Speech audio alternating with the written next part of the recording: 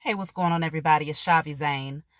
So I'm coming on to bring a message for you all, specifically my melanated family, in regards to transitioning from how we identify ourselves as a community of people, specifically in regards to going from addressing our melanated men as niggers to addressing them as kings and gods, and for our melanated women from addressing them as bitches and hoes to queens and goddesses.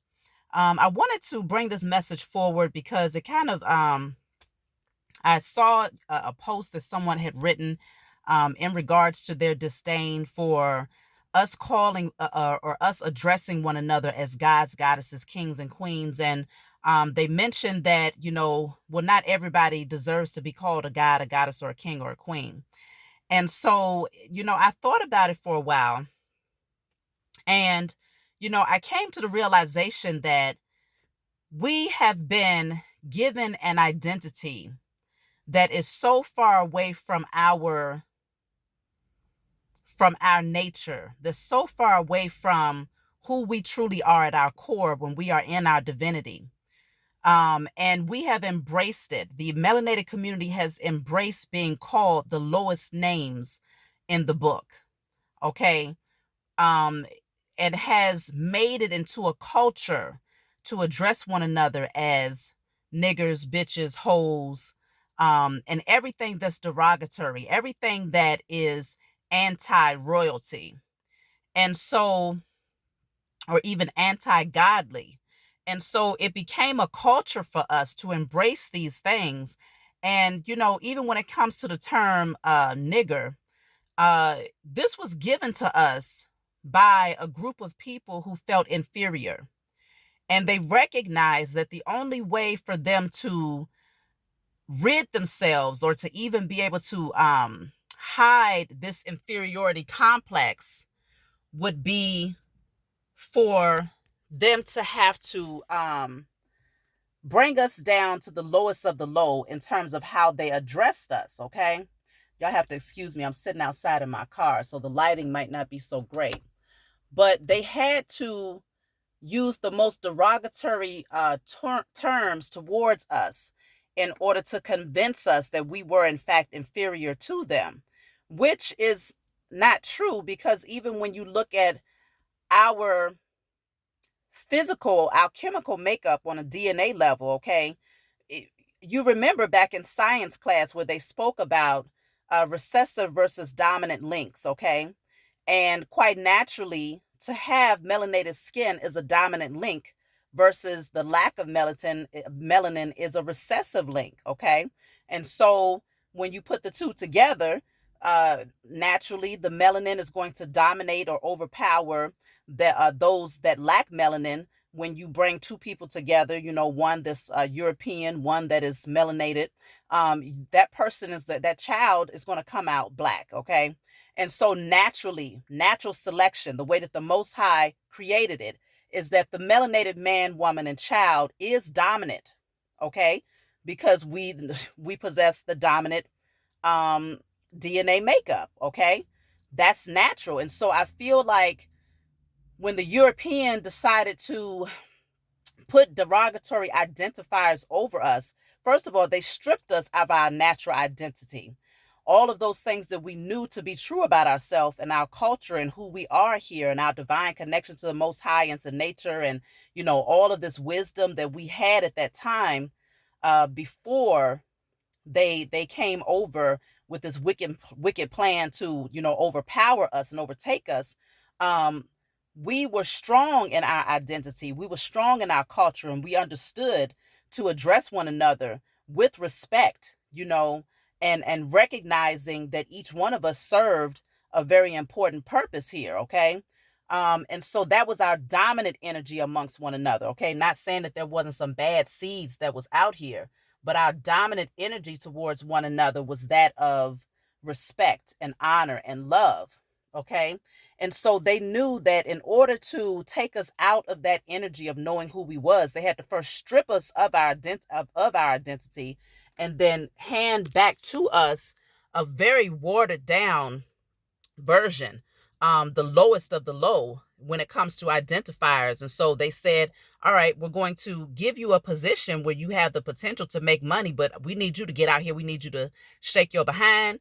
We need you to address yourself as a bitch or a hoe. We need you to get out here and wave some guns, and we need you to address yourself as niggas, and anything that would take them away from that king, queen, God, um, identity, okay? And so, one thing about the way that we perceive ourselves as a community of people is that when you see the majority of your people and you address them in your own mind or even in your subconscious as being a nigger, a bitch, or a hoe, then you lose respect for them off the break. And you tend to devalue them. Okay, you don't value their purpose here. You don't value their potential. You don't value anything about them, because at that point you look at them, or you perceive them to be um, less than worthy of your respect. Or even when you look at yourself that way as a melanated person and you address yourself as a nigga, a bitch, or a hoe. Okay, so we have to come up out of this energy, because we have to remember that this is all part of the brainwashing. This is all part of the plan that, you know, uh, many of the Europeans who felt inferior placed over us. And so they took it to the extreme. They took it to the extreme in terms of how we was going to address ourselves. They wanted to take it to the lowest of the low.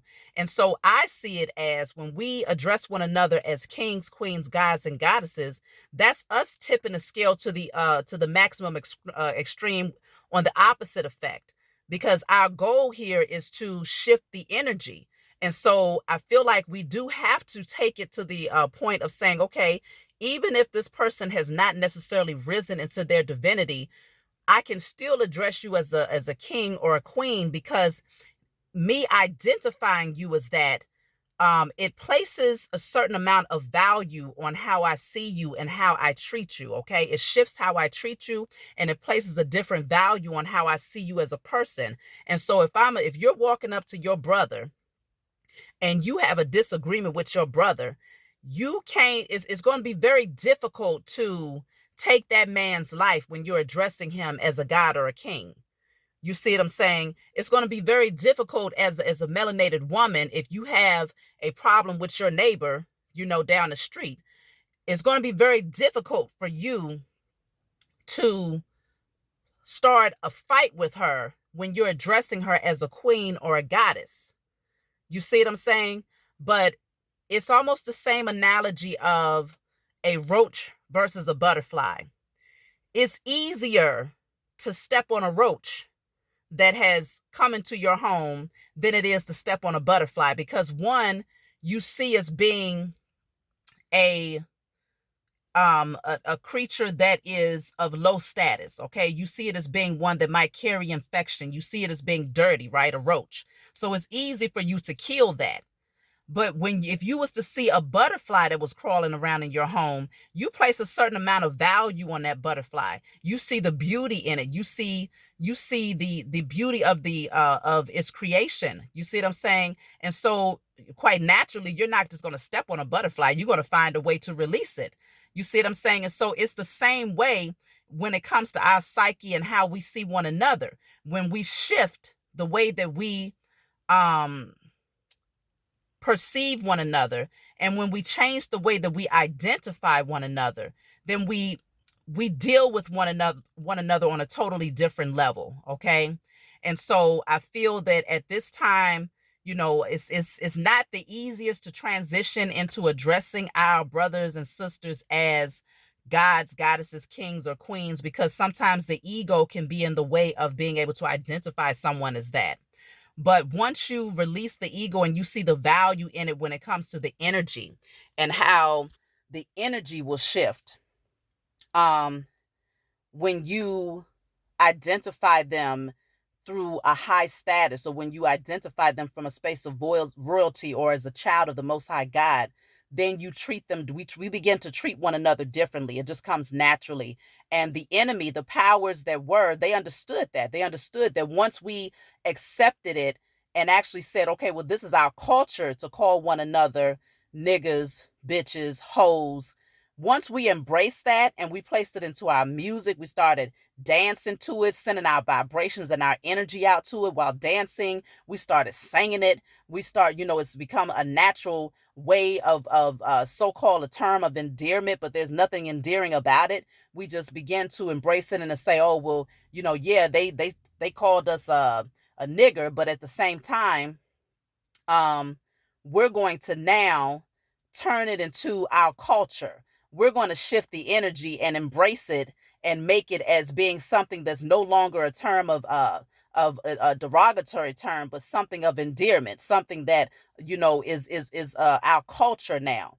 And so that's exactly what the enemy wanted you to do. And so we have to come out of that mindset. That's a large part of the brainwashing that happened over our people as well. And so I'm here to encourage you all to really consider shifting the way that we address one another as a community of people, understanding that it's going to take for us to take that type of extreme measure, because some will say, well, that's pretty extreme. She don't deserve to be called no queen. Look at how she is. Look at how she dresses, or look at how she carries herself. But consider that when you address that same person as a queen, she may just lift her head up a little bit higher. She may begin to shift the way that she perceives herself and start to want to live up to the way that you identify her. You see what I'm saying? Whereas if you look at that same person and called her a hoe, or a bitch, then quite naturally she's not going to feel like she, is going to do something to her psyche where she may, she's going to display that behavior because she feels that everyone around her, they expect her to be just that because that's how they identify her. But I guarantee you, if we as a group of people, as a community of people, melanated people, begin to address one another from a space of royalty as children of the Most High God, we will begin to shift the way that we deal with one another. Okay, it's just going to be a natural transition. We're going to begin to shift the way that we see one another. We're going to begin to shift the way that we deal with each other, even when we have an issue with our brother or sister. You're not going to be able to walk up to that person and take their life. You see what I'm saying? Because you value them. You value them, okay? Just based off of the way that you identify them. Same thing, like I said, with the analogy of a roach versus a butterfly, okay? And so it's time that we take our power back. It's time that we begin to recognize again that words have power. And because we decided to embrace the derogatory terms as our culture, that's a large part. It's not the whole. It's not the entire whole of why our culture ended up going downhill. Of course not. But it is a large part of it because the way that you identify yourself on an individual level is it means everything. But when you're talking about the way that a collective consciousness, a collective group of people identify one another, that's even more energy that's being projected out into the universe, that is placing us on a low vibrational scale as a whole. So let's shift this energy. We're in a position of power where we can shift the energy, lift one another up again, because we are stepping into our royalty. Many of us are coming back into our origin, going back into our authenticity, okay? Boldly expressing our, what some would call blackness. You see what I'm saying?